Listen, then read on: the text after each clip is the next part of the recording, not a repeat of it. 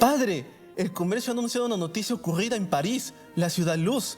Se trata de una preparación química por el cual se puede estampar una imagen de cualquier objeto por delante de una cámara. Esta técnica se llama daguerrotipo. Escucha. Un descubrimiento ha sido anunciado al mundo, tan admirable en los resultados como eminentemente curioso, que más bien parece hecho por magia que por una combinación química. ¿Magia? Brujería es lo que me parece. Válgame Dios. No es brujería, padre. Ay, es ciencia. Ja. Más que ciencia, la fotografía también es un arte. Acabamos de ver cómo llegó la noticia de la invención del daguerrotipo al Perú tan solo un mes después de su anuncio en París. Estos dos limeños están leyendo la edición del Comercio del 25 de septiembre de 1839. ¿Pero qué es el daguerrotipo? Era una técnica primitiva fotográfica que permitía registrar las imágenes a través de una cámara obscura en una chapa metálica en la parte posterior. Y esto era revolucionario porque permitía un registro visual diferente al que entonces habían hecho otras artes, como por ejemplo la pintura y la escultura. Como habrán podido adivinar, hoy vamos a hablar sobre la historia de la fotografía en el Perú, desde los inicios en el siglo XIX hasta las primeras décadas del siglo XX. Así que sonría, que esta es la historia de la fotografía. Sucedió en el Perú.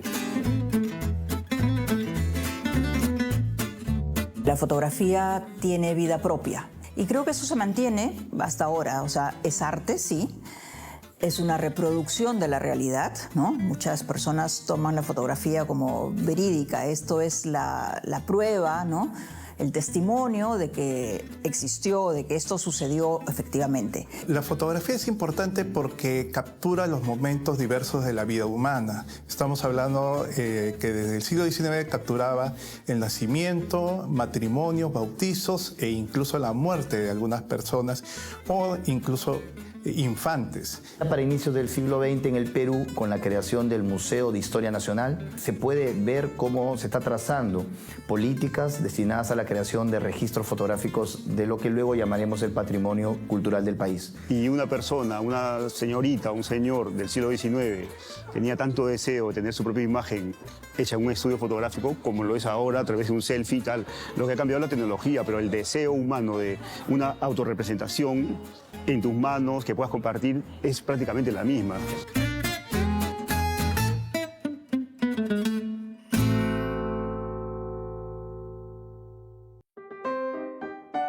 En enero de 1839, el Boletín de la Academia de Ciencias de Francia dio a conocer un hecho extraordinario: el descubrimiento del primer proceso fotográfico, el daguerrotipo. Meses después, el 19 de agosto de 1839, en el Instituto de Francia, fue presentado su inventor, Louis-Jacques Daguerre. La aparición de la fotografía en el mundo debe haber causado mucha sensación, en el sentido de que también había cierta competencia, digamos, los pintores no sé si se pusieron nerviosos, sí. O de pronto mucha gente dijo, ¿esto para qué sirve? Es una novelería. O sea, ¿qué es lo que vino a hacer la fotografía? ¿Cómo puso, de repente puso de cabeza a la sociedad o no, simplemente pasó desapercibido? Cuando se presenta el daguerrotipo, que en ese momento era el aparato fotográfico, Sí.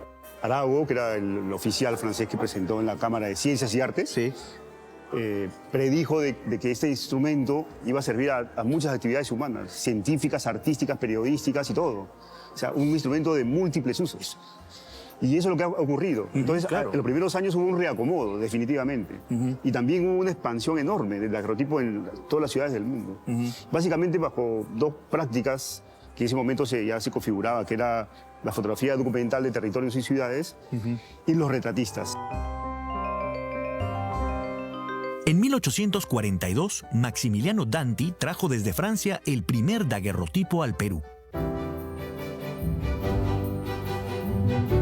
Maximiliano Danti y él trae los primeros daguerrotipos. Son imágenes muy lindas, ¿no? Porque se trabaja con nitrato de plata, ¿no? Tienen mucha nitidez, blanco y negro, claro, y en formatos grandes, ¿no? En realidad el daguerrotipo es una placa sensibilizada para que pueda captar la luz. La llegada del daguerrotipo concuerda con la bonanza del guano de las islas en nuestro país. Ya por entonces fotógrafos como principalmente los franceses llegan, estamos hablando 1840, 50, que ellos tienen más el predominio, y ya a partir del 50 llegan otros fotógrafos que eran principalmente los norteamericanos. Acá vamos a tener que poco a poco van llegando fotógrafos norteamericanos. Los principales eran Pease, Richardson, que comienzan con trabajos así en daguerrotipo y posteriormente ya ingresan al trabajo con la fotografía en papel. Yo siempre he pensado que la fotografía o la aparición de la nueva tecnología viene de alguna forma a democratizar algo, ¿no? Quizás tenemos la imagen de las grandes pinturas, inclusive pinturas paisajistas, ¿no? Pero también pinturas de retratistas, ¿no? Sí. Y eso también, a ese territorio también invadió, por así decirlo, la fotografía, el daguerrotipo. Sí, la fotografía en esos momentos tocó una tecla social, una fibra social que provocó una fiebre por el retrato. O sea, los retratistas proliferaron desde el inicio. ¿No? Los llamados espejos de memoria, espejos de realidad, porque se le llamaba así el daguerrotipo, creó, o sea, representó para la sociedad una oportunidad de poder retratarse a unos precios más bajos que lo que representaba hacerse un óleo, evidentemente. Los retratos en daguerrotipos solían ser pintados a mano. Uno de ellos fue el retrato del presidente Ramón Castilla en 1856. El trabajo de retoque con color, en todo caso, se llama iluminar. Y estos daguerrotipos eran iluminados a partir de un trabajo realizado por los iluminadores, en este caso se podría decir, que eran unas personas que anteriormente ya habían estado trabajando con retratos pequeños en camafeo, que eran colocados como collares en las damas.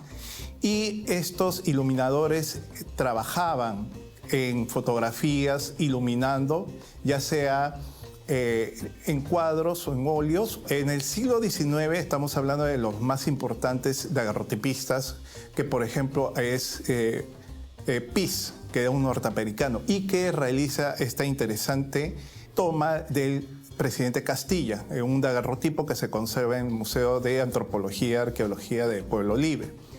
No solamente él, sino otros fotógrafos o daguerrotipistas, que podríamos decir que uno de los primeros peruanos que se dedica a este arte es Jacinto Pedevilla. Lima empezó a experimentar lentamente el paso hacia la fotografía en papel.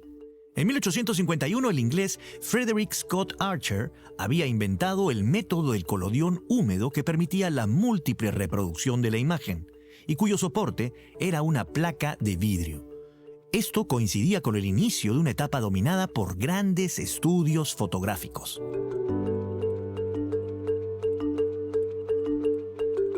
¿Cómo definir un estudio fotográfico? Yo he visto, evidentemente, las fotografías de un espacio con decorado, artificial, ¿no? Pero también un estudio fotográfico que supongo aprovechaba la luz y tenía también un espacio revelado. ¿Qué es en esencia un estudio fotográfico, no? Porque además he visto vitrinas, ¿no? Vitrinas exponiendo. Sí. O sea, ¿cómo puedes definirme un estudio fotográfico de la Lima antigua? Puede entenderse también como una suerte de centro cultural visual, modernísimo, porque funcionaba como prácticamente una empresa fotográfica al servicio de la generación y venta de imágenes. Sí. Y de hecho en París se le conocía como los palacios de cristal, en Estados Unidos también. Porque el vidrio era importante en la fabricación. Claro. Y de hecho un estudio fotográfico de un fotógrafo que se preciaba o que quería posicionarse en un buen nivel ante la sociedad, hacía que sus estudios fueran diseñados por los grandes arquitectos de la época. ¿Cómo se diferenciaba cada estudio fotográfico? O sea, ¿cuál era el beneficio?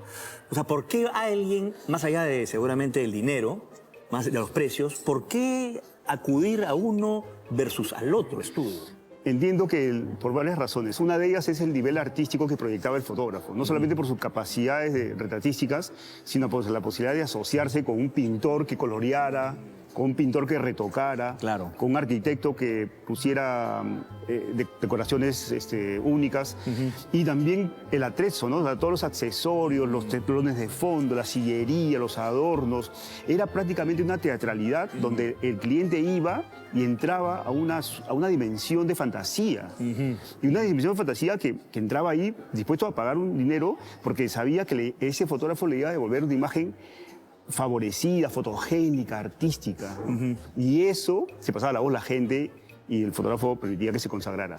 Adicionalmente, también el fotógrafo tenía las vitrinas donde exhibían los mejores retratos, donde exhibía también otros productos como los álbumes de vistas de las ciudades, etcétera, etcétera, ¿no? O sea, era todo una maquinaria. Claro. Y un buen estudio fotográfico, por ejemplo, podía tener hasta 40, 50 operarios en diferentes áreas de trabajo, como revelados, retoques, limpieza, agentes publicitarios. Tenían como unas cosas corredizas y cambiaban y ponían unos y sacaban el otro dependiendo del gusto del cliente, ¿no? Solían ser paisajes, imágenes así bucólicas o simplemente un tono neutro detrás, ¿no? Dependiendo del objeto de la fotografía, si eran niños fallecidos, que se tomaba mucho a personas fallecidas, o retratos de familia, o de repente es un retrato de una persona, de una mujer, y entonces habían flores, árboles, en fin.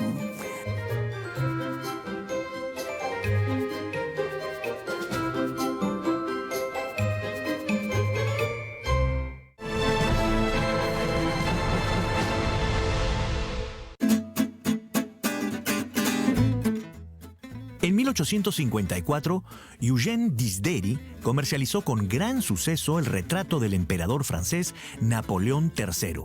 Lo hizo en el novedoso formato de tarjeta de visita.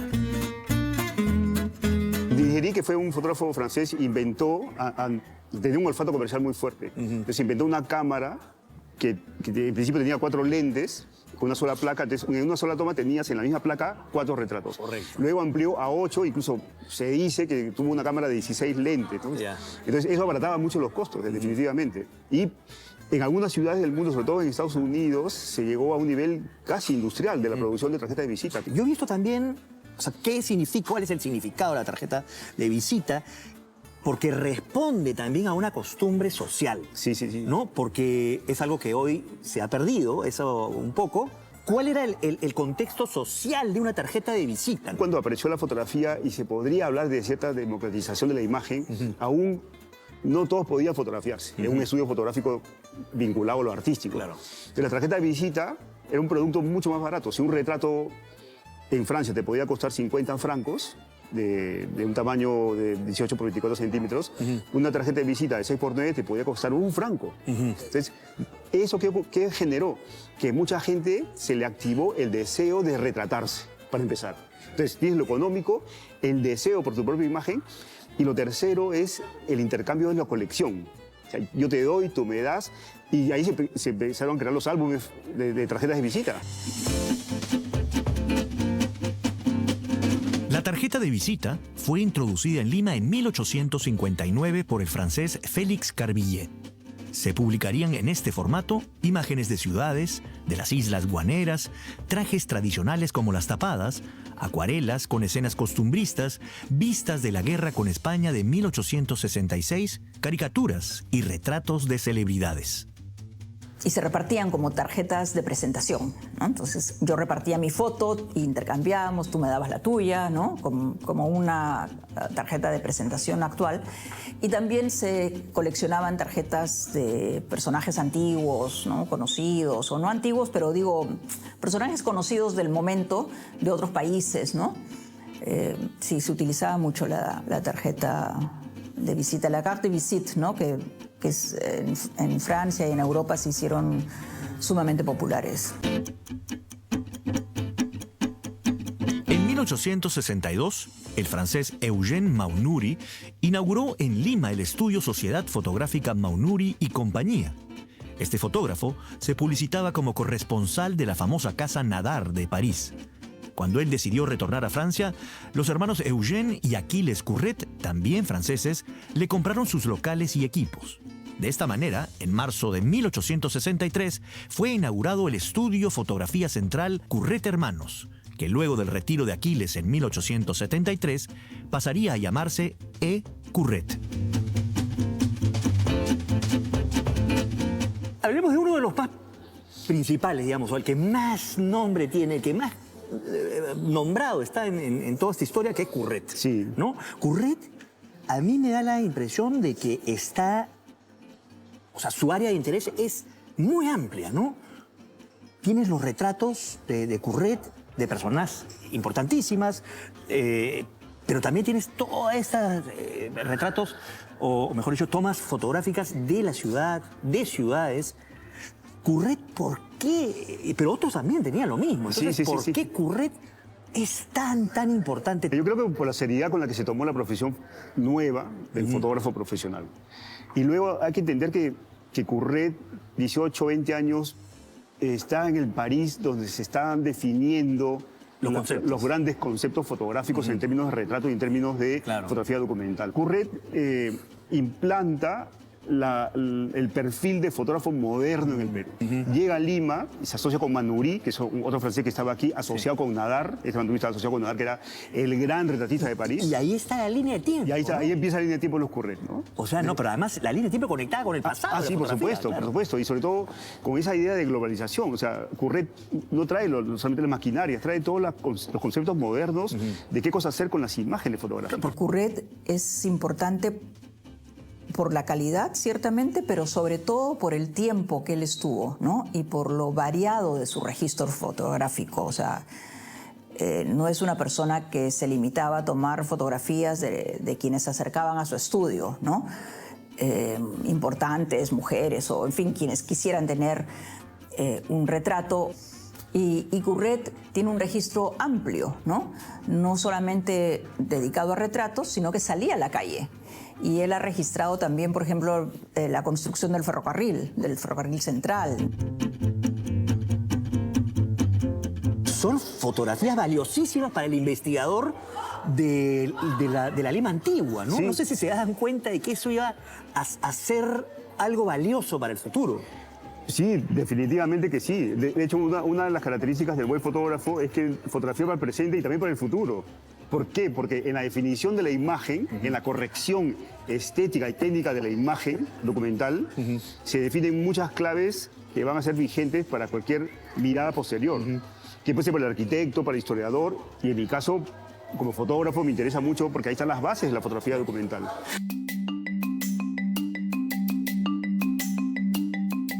En los estudios peruanos se tomaron numerosas fotografías post-mortem, entre ellas la del presidente Miguel de San Román y del empresario norteamericano Enrique Meix. Tanto lo practicó el estudio Curret, el estudio Castillo y otros estudios muy importantes de la ciudad, y posiblemente llega introducido por los fotógrafos franceses en la década de 1840. Consistía en acercarse al lecho de muerte en las familias, en sus casas, o en algunos casos consistía en llevar al fallecido al mismo estudio fotográfico, principalmente los niños, quienes eran los principales afectados por las enfermedades que había en la ciudad de Lima en el siglo XIX, debido a que por entonces no había una buena actividad sanitaria en la ciudad. Con el tiempo fueron apareciendo también estudios fotográficos dirigidos por peruanos. ¿No? Mientras Curret, por ejemplo, estaba en el Jirón de la Unión, que era la calle más transitada y donde caminaban los famosos, ¿no?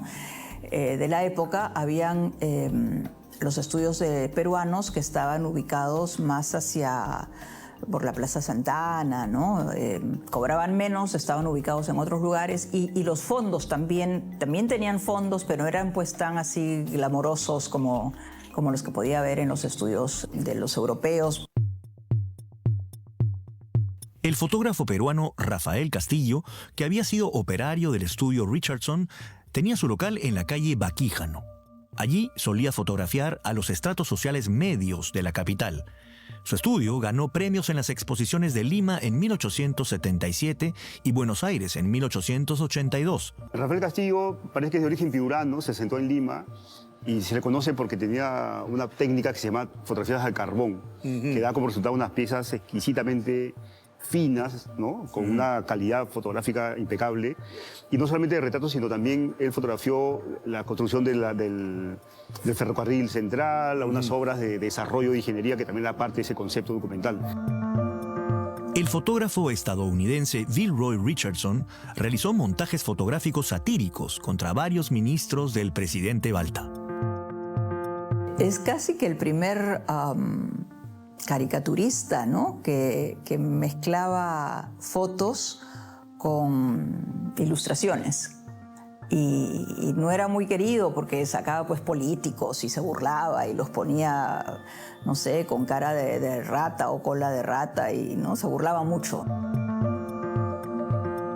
Una fotografía atribuida a Richardson es la que registra la espantosa muerte de los hermanos Gutiérrez tras su fallida rebelión contra José Balta en julio de 1872.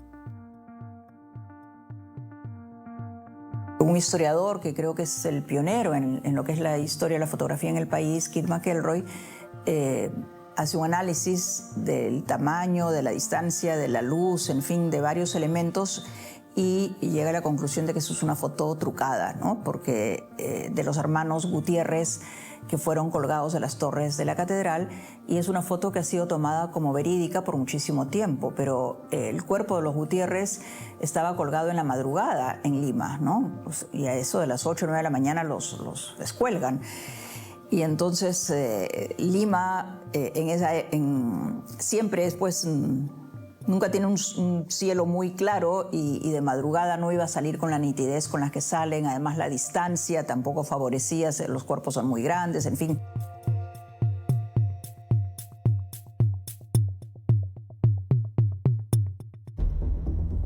En 1879, la actividad fotográfica peruana sufrió el impacto de la guerra con Chile. El Estado chileno contrató empresas fotográficas que registraron el avance de sus tropas.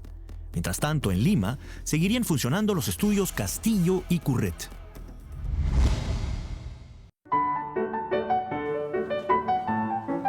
Queridos hijos, estuve en el centro de Lima, en la calle Mercaderes, por la casa Curret, y adivinen qué les he comprado. La tarjeta de visita con el retrato de nuestro héroe Miguel Grau. Exactamente, hijos. Miren. Muchas gracias.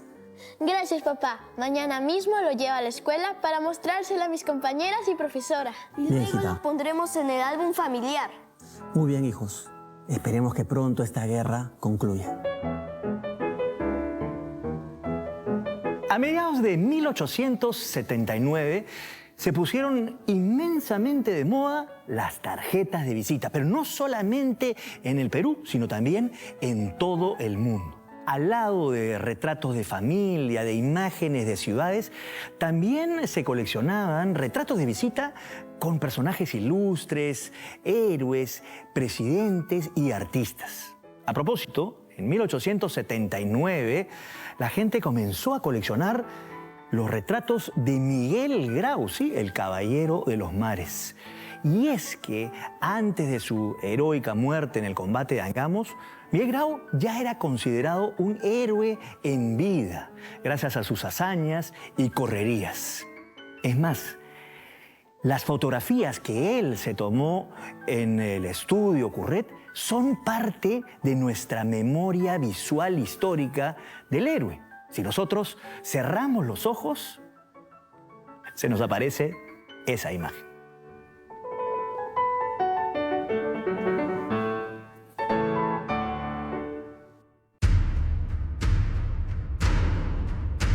En enero de 1881, las fuerzas chilenas tomaron Lima. Las fotografías que tomó Curret de los destrozos en los balnearios de Chorrillos y Barranco fueron reproducidas en publicaciones como El Perú Ilustrado y El Americano de París. Allí cobraron un valor de denuncia y testimonio. Tanto Curret como el estudio de Rafael Castillo continúan sus actividades, fotografiando Curret en todo caso la destrucción de Chorrillos, Barranco, y algunos hechos como por ejemplo la batalla de San Juan y Miraflores, donde hay una interesante fotografía en donde se puede ver la acumulación de los cadáveres en algunos de los cerros. También están los retratos de los soldados y oficiales chilenos que pasan por el lente de Curret, como también el Rafael Castillo. Y es así como podemos entender cómo es la vida social de ese entonces con los chilenos dentro de la ciudad de Lima y sus retratos dentro de los estudios fotográficos de entonces. Las llamadas fotografías de novias de negro no son todavía un tema cerrado. El periodista Guillermo Sonday, en su libro Autorretrato, señalaba que esta moda fue tomada por motivos de la guerra con Chile, pero se ha llegado a encontrar algunas fotografías un año antes de la guerra con Chile y que también hemos encontrado fotografías posterior a este evento.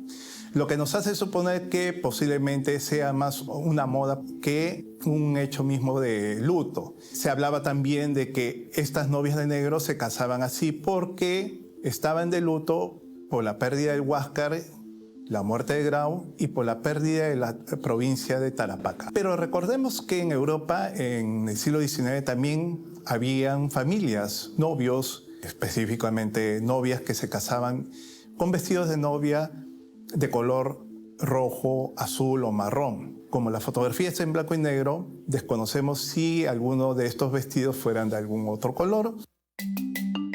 Eugène Curret retornó a Francia en 1892. Quedó a cargo del estudio su socio Adolphe Dubreil. En 1905 se dio la inauguración de la renovada casa fotográfica Curret, con su hermosa fachada Art Nouveau en la calle Mercaderes del Jirón de la Unión. 10 años después, René Dubreil, hijo de Adolfo, asumiría la dirección del estudio. Dubreil continúa las actividades del estudio Curret hasta 1935, en que lamentablemente, producto de la crisis económica mundial, tuvo que cerrar el estudio y es ahí donde comienzan a entregarse parte del estudio como forma de pago y servirá para que posteriormente sea entregado en forma de venta a la Biblioteca Nacional en 1986. A fines del siglo XIX e inicios del XX, el Perú empezó su recuperación económica. Por entonces, la tarjeta de visita fue reemplazada por la tarjeta postal. También están produciendo tarjetas postales, que son importantes porque permiten también responder a una demanda externa, ¿no? A un imaginario que podríamos llamar transatlántico acerca del Perú y de la Amazonía. Entonces, muchos de ellos también extranjeros, pero ya asentados permanentemente en la ciudad, como Lira, como Gil, como Menacho, ¿no? Serían algunas de las figuras claves en la generación de una imagen de la Amazonía desde Iquitos, ¿no? Uno de los factores de la recuperación económica del Perú fue el boom del caucho. En ese contexto, la tecnología fotográfica fue incorporada a las tareas de exploración y ocupación del territorio amazónico. La derrota en la guerra y la pérdida de los territorios salitreros incitan a despertar el interés, ¿no?, por la Amazonía. Hay un interés por generar imágenes de esos procesos de domesticación territorial. Fotografías de las primeras colonizaciones, de la apertura de caminos, de los estudios para trazar una línea férrea. Hay que destacar el auge del caucho. El crecimiento de la exportación del caucho va a movilizar capitales, va a movilizar inversiones externas y esto también va a generar un interés por promover un registro visual de estos diversos procesos, ¿no? Fotos de las caucherías, fotos de las embarcaciones comerciales y también de la vida que se va creando en las urbes amazónicas. A comienzos del siglo XX apareció Álbum República Peruana 1900, documento fotográfico del Estado peruano encargado al fotógrafo Fernando Garró. El álbum República Peruana 1900, editado por iniciativa del Ministerio de Fomento, que fue expuesto en la Exposición Universal en París en 1900, pero luego diversas publicaciones también impresas, ¿no?, que tenían como objetivo atraer la atención de inversionistas, de colonos y también posicionar la imagen del Perú como un país que está mirando hacia el progreso, ¿no?, que era el discurso de la época.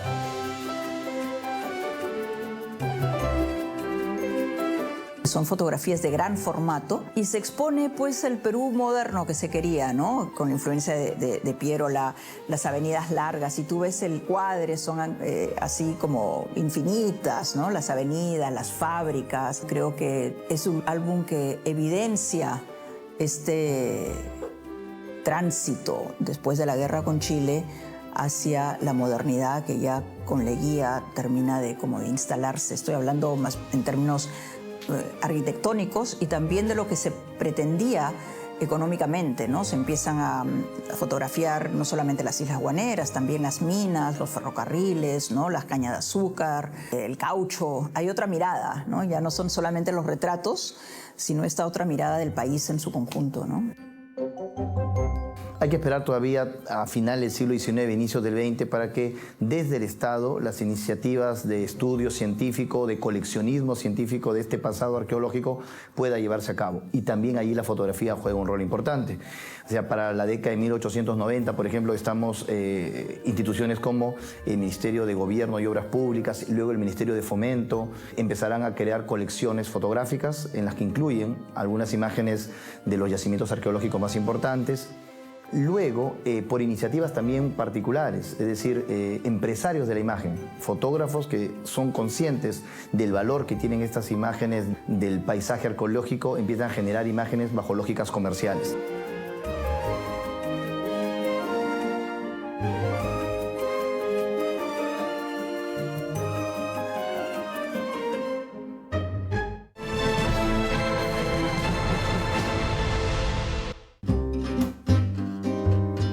Otra figura importante de la fotografía de comienzos del siglo XX es el portugués Manuel Moral. Y se afinca en el Callao. Y ahí trabaja con el fotógrafo escocés Mason, William Thomas Mason. Y luego Mason le deja el estudio a él, el estudio de la calle Gálvez. Hoy se llama Gálvez, se llamaba La Misión. Y luego él ya se va a ir a la calle, al centro de Lima, a la calle Mantas, en el Jirón Callao. Él, además de fotógrafo, es empresario, ¿no? Empresario porque él trae insumos fotográficos al Perú de Europa, como son, por ejemplo, los negativos de vidrio, las monturas de las fotos, donde se ponían las fotos, papel fotográfico. En 1903, Moral se trasladó a la calle de Mercaderes, al frente del estudio Curret. Allí se retratan presidentes como Piérola, Cáceres y Candamo. Es un retratista mayormente, ¿no? Es un retratista que le va a fotografiar a muchísima gente de Lima, entre ellos por lo menos a 7 presidentes, desde el mariscal Cáceres hasta el Leguía, pasando por Candamo, en fin, y Piérola, y también a Billincourt, que en ese entonces era alcalde de Lima y después fue presidente. Le toma muchas veces, es muy amigo de la familia Palma. El 29 de mayo de 1909, partidarios de Nicolás de Piérola secuestraron al presidente Leguía. Lo llevaron por el Jirón de la Unión y llegaron cerca del Congreso. Allí amenazaron con matar al presidente si no firmaba su renuncia. Finalmente Leguía sería liberado tras un violento tiroteo y la muerte de decenas de personas. Una de las víctimas fue Enrique Moral, hermano de Manuel y también fotógrafo. El cortejo llega hasta la Plaza de la Inquisición y ahí se forma un tiroteo entre el ejército, inclusive los oficiales franceses de la misión militar francesa. Bueno, entran y tiran a matar y lo cubre, a Leguía lo cubre una persona que muere, el presidente sale ileso. Y mi tío se había trepado a un árbol para tomar mejores vistas y lamentablemente le cae un balazo mortal, porque no muere ahí mismo, pero va a fallecer al día siguiente en el Hospital San Bartolomé. Y ha quedado él como el mártir del periodismo peruano, ¿no? Manuel Moral inauguró la era de oro de las revistas literarias y gráficas en el Perú. Moral es uno de los que promueve fuertemente las revistas ilustradas y trabajaba con equipo, ¿no? Entonces era más casi un reportero gráfico, se diría ahora, ¿no? Le interesaba la vida fuera del estudio más que el estudio fotográfico. Creo que él es uno de los que empieza a salir a la calle, a ser reportero de lo que sucedía en la calle, más que de trabajar puertas adentro, ¿no? Pedro, está muy interesante este número extraordinario de la revista Variedades. Gran cobertura de la transmisión del mando presidencial. Mira esta foto desplegable, gran foto de la Plaza Mayor. Lo que sí me da pena es el Palacio Arzobispal. Es una verdadera ruina. Ojalá Leguía pudiera hacer algo por ponerlo presentable.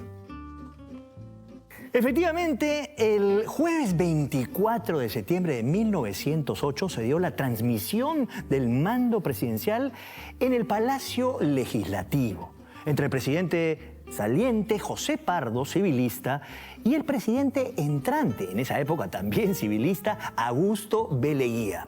El historiador Jorge Basadre nos dice lo siguiente. El nuevo presidente y su antecesor recorrieron a pie el trayecto entre la Plaza del Congreso y la Plaza de Armas, entre vítores y flores. Una magnífica fotografía publicada en la revista Variedades ha perennizado esta manifestación. Esta magnífica fotografía le pertenece a Manuel Moral, editor y fotógrafo. Es una revista que es muy ágil, se dedica mucho a la política, a las sátiras políticas, sobre todo las carátulas. Empiezan con el artista Málaga Grené, también con Teófilo Castillo, con varios otros dibujantes famosos.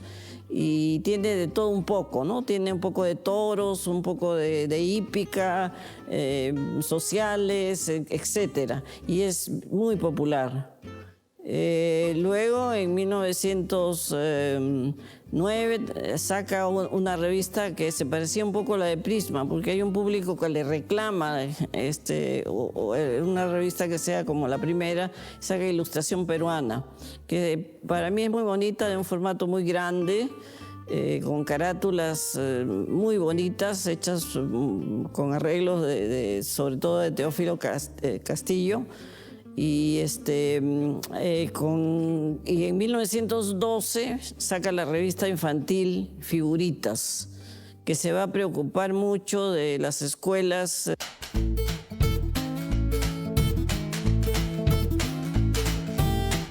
Él tiene una virtud increíble que me parece que también nace con esta fotografía de estudio, pero comienza a poner la fotografía en el papel, o sea, mezclar la información con la fotografía. ¿Con qué se vincula? ¿Con qué periódicos, revistas, qué cosas? Sí, recorre en la última década del 19 recorre el Perú en diferentes ciudades y en 1905 funda la revista Prisma. En 1908 funda Variedades y el 9 Ilustración Peruana, otras revistas, y el año 12 funda el periódico La Crónica.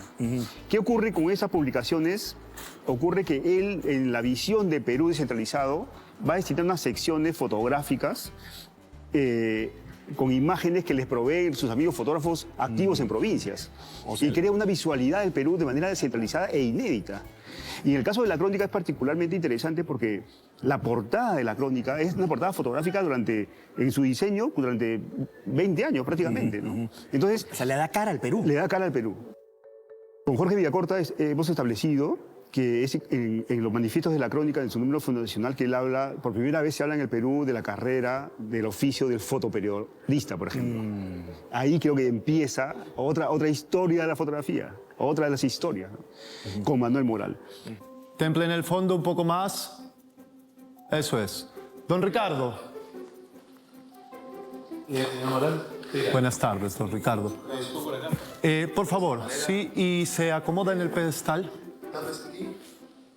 Eso es, eso es. Una mirada fuerte, don Ricardo, para la posteridad. En la revista Variedades que fundara Manuel Moral en 1908, trabajaba como director Clemente Palma, que era a la sazón hijo del tradicionalista don Ricardo Palma. Por ese motivo, don Manuel era íntimo de la familia y también quizás por ese mismo motivo le pudo realizar varios retratos a don Ricardo Palma. Uno de ellos se convirtió quizás en el más famoso, donde figura nuestro escritor con el brazo izquierdo apoyando la palma de la mano detrás, en la nuca precisamente. Un retrato hermoso y que demuestra quizás el mundo interior de don Ricardo Palma. Lástima que no le pidió sonreír. Esta es la foto. 3, 2, 1. Una copia de este retrato que me hizo el gran Manuel Moral se la voy a dedicar a mi inolvidable y buen amigo José de la Riva Agüero, en memoria de la velada literaria del 11 de marzo de 1912. Con afecto, Ricardo Palma.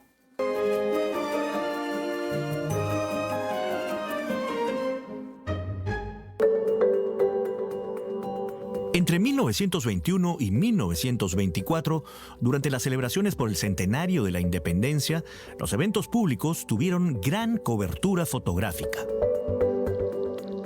Benjamín Valverde era un ancashino que llegó a la ciudad de Lima para poder trabajar en estudios fotográficos. Luego de que se independiza, apertura sus estudios, llega a obtener mucho éxito dentro de sus trabajos.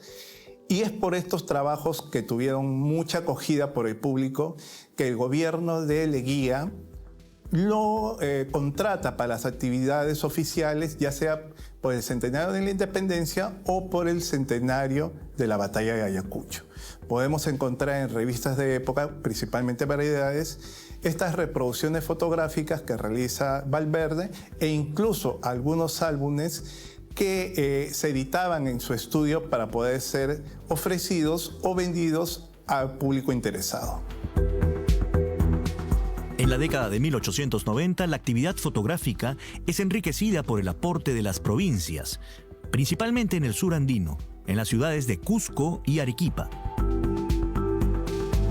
Tú has hablado también de estos fotógrafos itinerantes, ¿no? Y hay un área muy importante en el Perú y que me parece que es interesante porque es el sur andino, o toda esa parte del sur, digamos, incluíamos Arequipa. Fue una plaza muy atractiva para los fotógrafos itinerantes durante la segunda mitad del siglo XIX. Por ahí pasaron muchísimos, Villalba, Gel, está los Gismond. En 1890 se funda el Centro Artístico de Arequipa, gracias a unos notables arequipeños, y ese centro artístico tenía como misión dar clases gratuitas de pintura, acuarela y fotografía, y cada 28 de julio exponían los trabajos.